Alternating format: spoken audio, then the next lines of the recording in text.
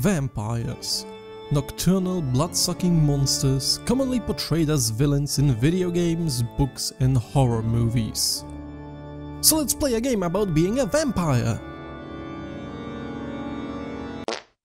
Or at least the anime equivalent of a vampire. What a monstrous creature! Strikes fear into the heart of everyone. Where's Alucard when you need him? Let's push the big play button that totally does not foreshadow a mobile port and start our game. The story is that vampires rule the world for over 200 years now. But apparently a single mage can take them down. With a single spell. At once. You know, you could have just used that spell 200 years ago, just saying. Could have saved all those people from being dictated by vampires. Everyone gets stoned. Stoned. Except for the princess who got grounded. She's really upset about the fact that no one understood her prank about poisoning the food with garlic. You should be grateful that you're just grounded and not sent to jail, you spoiled brat. I remember when I released a deadly virus to the wild as a prank. That was the funniest thing.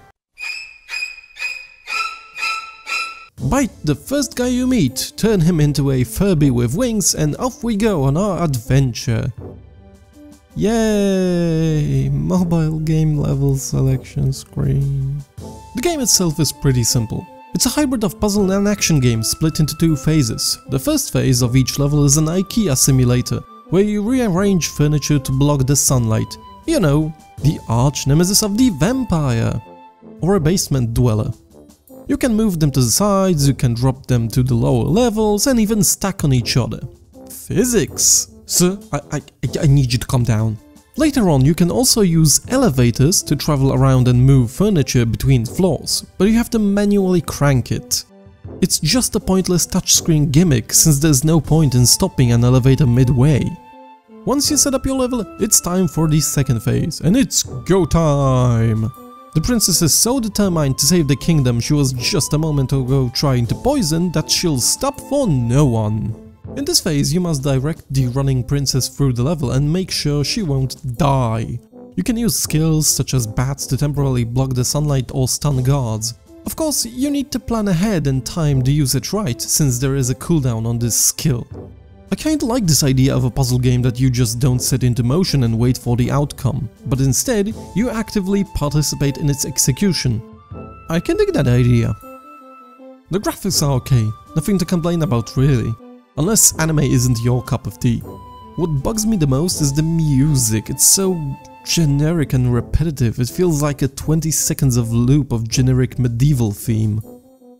But overall the game is okay, and that's my biggest problem about it. It's so okay, I could not get myself past the first world without losing interest. It's very slow paced. Once it introduces a new mechanic, it usually lets you play with it for the next 2-3 levels, making them all feel almost the same. I don't think it's a bad game, but it doesn't do much to get the player engaged and involved. It probably isn't the vampire puzzle game you've been waiting for. Hey, you! Yeah, you! Thanks for watching this video, you're awesome! And if you clicked that like button, you're even more awesome! If you liked what you just saw, I do more! Be sure to subscribe to be notified about new episodes or check out some older videos on my channel. I also do more silly things like let's plays and first impressions. Check them out! You can also follow my randomness on Twitter if that's your thing, and as usual, I hope to see you around when the next video comes out. See ya!